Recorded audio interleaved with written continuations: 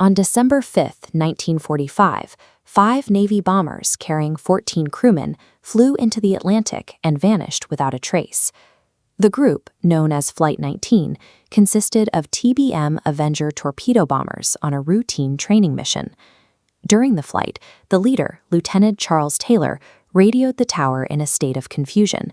His final transmission reported that they could no longer see land, stating, "It looks like we are entering white water. We're completely lost." The Navy scrambled a PBM Mariner flying boat with 13 men to search the area. 10 minutes after takeoff, the rescue craft performed its last routine radio check before it too disappeared.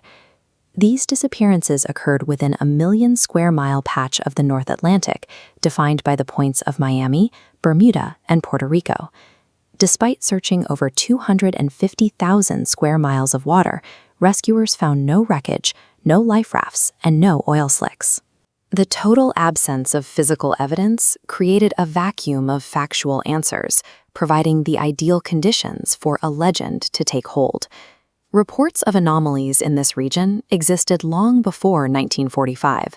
Christopher Columbus recorded unusual compass readings during his first voyage through these waters, a phenomenon modern navigators recognize as normal magnetic declination.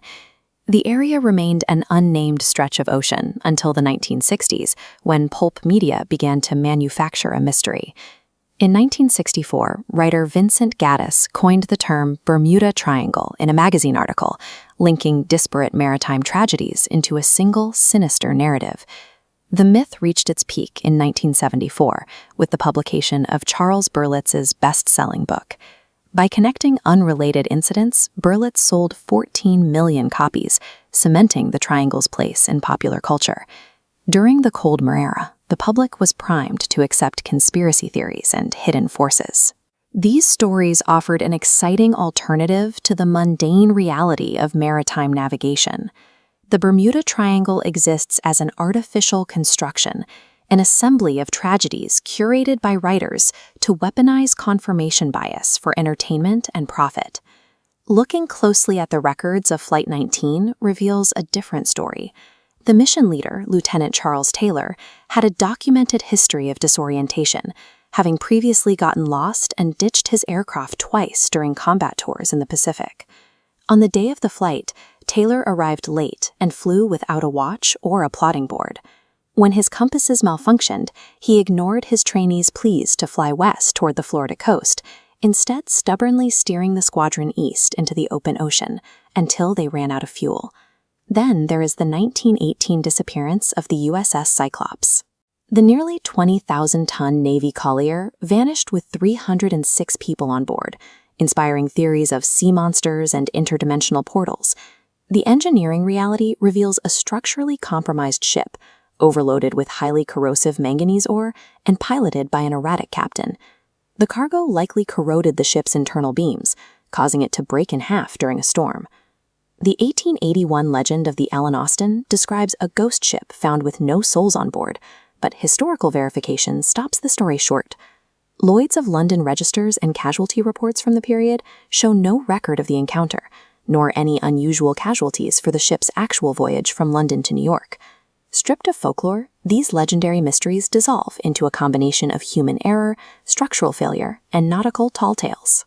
While supernatural theories like Atlantis remain popular, many turn to a scientific explanation: massive methane gas blowouts erupting from the seafloor. Deep-sea sediments in the North Atlantic contain vast deposits of methane hydrate.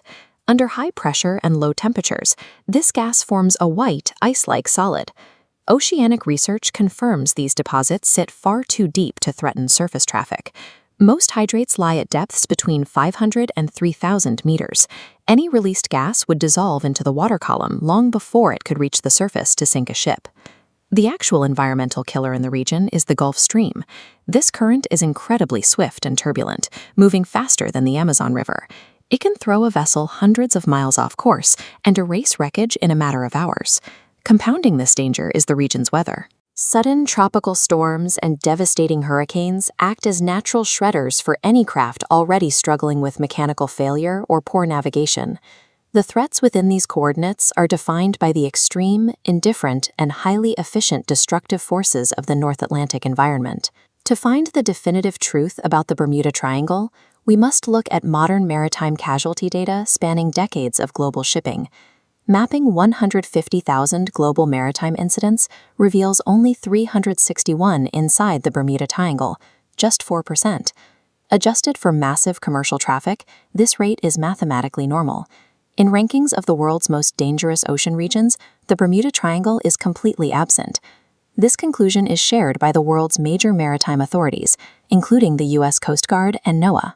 And insurance giants like Lloyd's of London agree that the region is no more hazardous than any other well-traveled part of the ocean.